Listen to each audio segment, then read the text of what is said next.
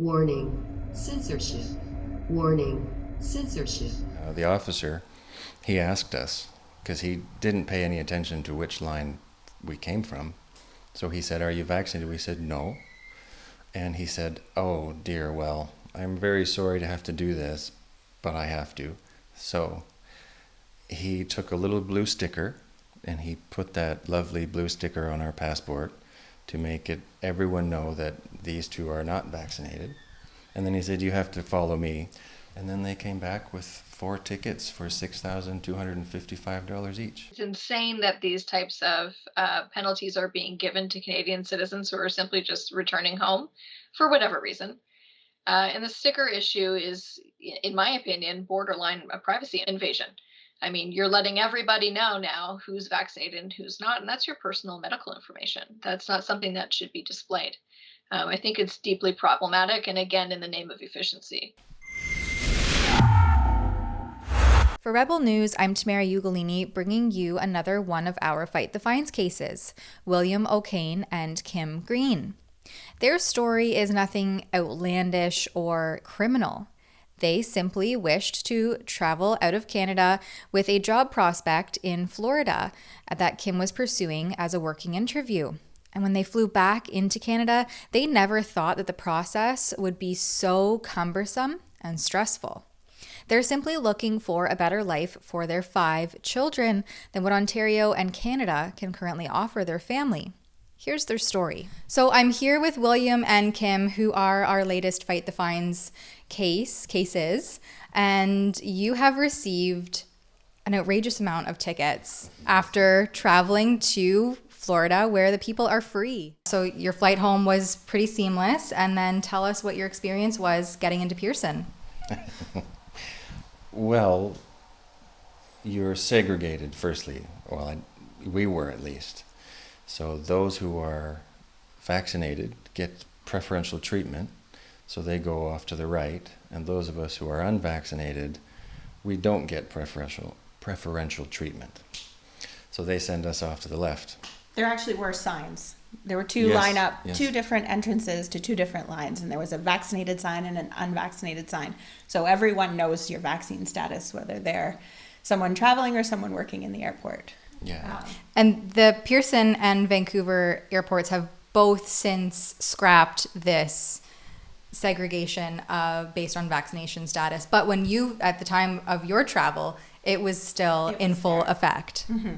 Oh yeah. So when we got up to the officer, he asked us, because he didn't pay any attention to which line we came from. So he said, "Are you vaccinated?" We said, "No." And he said, "Oh dear, well, I'm very sorry to have to do this, but I have to."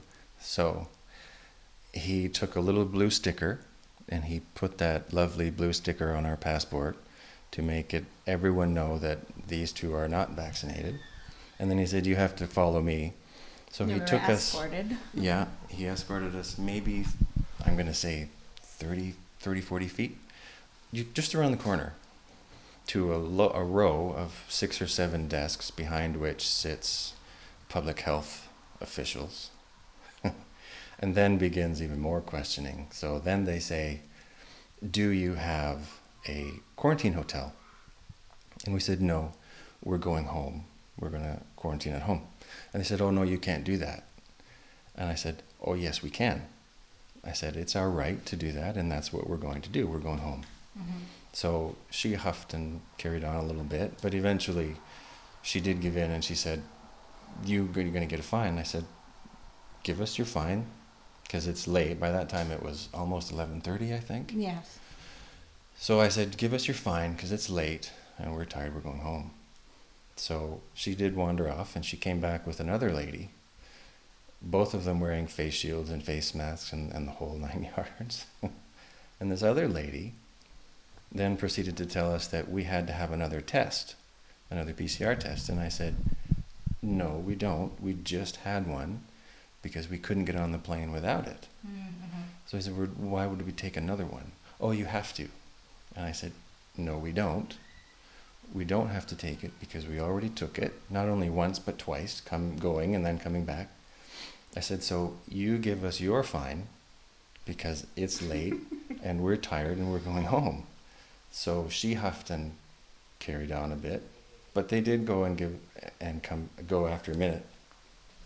And then they came back with 4 tickets for $6,255 each.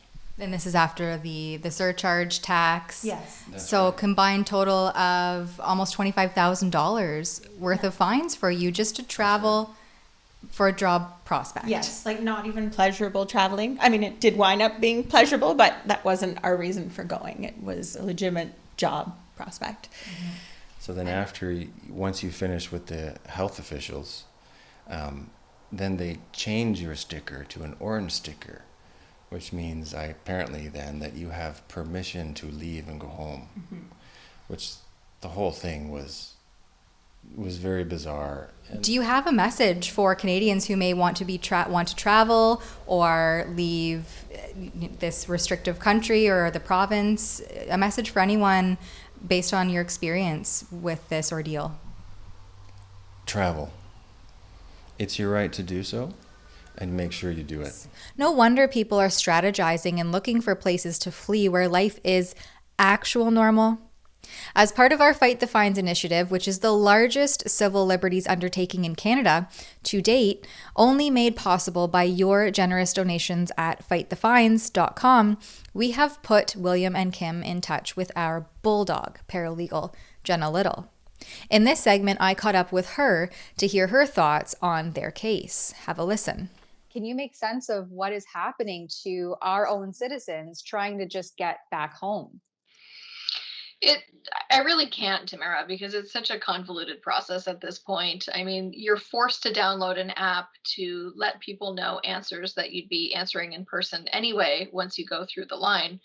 And then they're segregating people in different lines to go through the exact same process in the name of efficiency. But the optics are pretty bad. When you have signs for vaccinated and unvaccinated people, it certainly looks like they are segregating people and creating a second class of passenger, when really all this is just for the sake of efficiency. It's insane that these types of penalties are being given to Canadian citizens who are simply just returning home for whatever reason.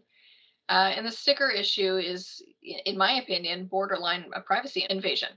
I mean, you're letting everybody know now who's vaccinated and who's not, and that's your personal medical information. That's not something that should be displayed. I think it's deeply problematic, and again, in the name of efficiency. So I think we all have to wonder what's more important here, having an efficient process at the airport or preserving people's privacy rights and their dignity. It is outrageous that everyday Canadians have to jump through such hoops just to return to their home country. And that double jeopardy of $25,000 and change worth of fines could be so much better used, especially considering that Kim and William, again, have 5 children. Which is why I am so thankful to all of our generous donors who have contributed to the Fight the Fines campaign, so that parents and people such as William and Kim, who are simply trying to provide a better life for their children, aren't bullied out of doing so with threats of hefty fines. For Rebel News, I'm Tamara Ugolini. If you're scared to travel because of the coercive government messaging, we want you to know that unlike Justin Trudeau, we actually have your back. If you're facing egregious fines under the guise of the COVID narrative, then please submit them to fightthefines.com and we'll provide you with legal defense at no cost to you. Please consider donating if you're able to help keep this initiative afloat. You can do all of that at fightthefines.com.